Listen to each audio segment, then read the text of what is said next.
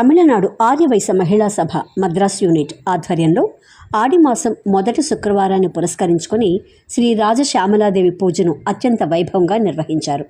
Chennai George టౌన్లోని Shri Kanyaka Parameshwari దేవస్థానం మహామండపం వేదిక అయింది. తమిళనాడు ఆర్యవైశ్య మహిళా సభ అధ్యక్షురాలు ప్రశాంతి సతీష్ అధ్యక్షతన ముందుగా దీపాన్ని శ్రీ రాజశ్యామలాదేవిలను వివిధ రకాల పుష్పాలతో నేత్రపర్వంగా అలంకరించారు. శ్రీ రాజశ్యామలాదేవికి పచ్చరంగు ఎంతో ప్రీతి అని అందుచేత పచ్చని పండ్లను నైవేద్యంగా సమర్పించారు. దాదాపు 220 మందికి పైగా మహిళలు పాల్గొని శ్రీ రాజశ్యామలాదేవి పూజను భక్తి శ్రద్ధలతో చేపట్టారు. ఆలయ అర్చకులు దిలీప్ కుమార్ పంతులు మహిళలందరి చేత దీప పూజను శ్రీ రాజశ్యామలాదేవి పూజలను చేయించారు. ముందుగా విఘ్నేశ్వరుని ఆరాధిస్తూ ఆరంభమైన ఈ పూజా కార్యక్రమం దాదాపు గంట పాటు సాగింది. మహిళలంతా ఎంతో భక్తి శ్రద్ధలతో పూజలు చేసి ఆధ్యాత్మిక శోభను తెచ్చారు.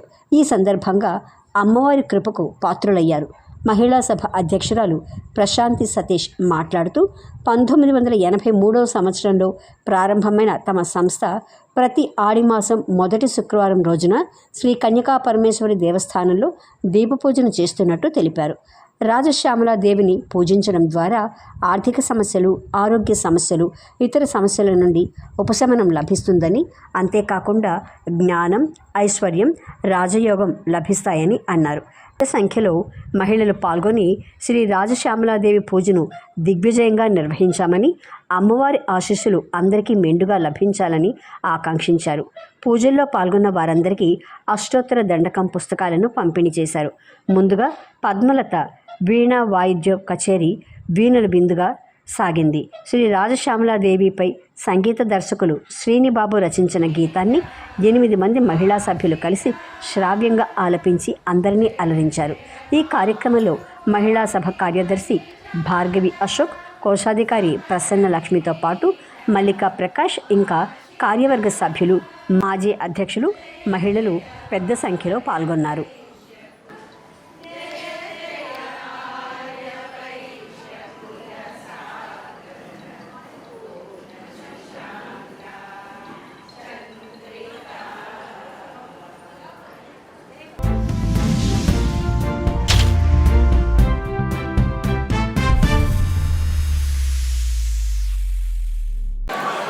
నేను తమిళనాడు ఆర్యవైశ్య మహిళా సభ చైర్పర్సన్ ప్రశాంతి సతీష్. ఈరోజు మొదటి శుక్రవారం, ఆడి శుక్రవారం రోజు మేము శ్రీ రాజశ్యామల విద్యా అనుగ్రహ పూజ జరిపించాము కన్యకా పరమేశ్వరి దేవస్థానంలో. ఇక్కడ 220 మంది పాల్గొన్నారు. చాలా బాగా జరిగింది. అందరూ చాలా నిశ్శబ్దంగా పూజ కార్యక్రమం చాలా బాగా జరిగింది. అందరూ చాలా సంతోషపడినారు. ఈ పూజ చాలా బాగా జరిగిందని అందరికీ హ్యాపీ అండి. జై వాసవి. తమిళనాడు ఆర్యవైశ్య మహిళా సభ వైస్ చైర్పర్సన్ శ్రీమతి మల్లికా ప్రకాష్ మాట్లాడుతున్నానండి.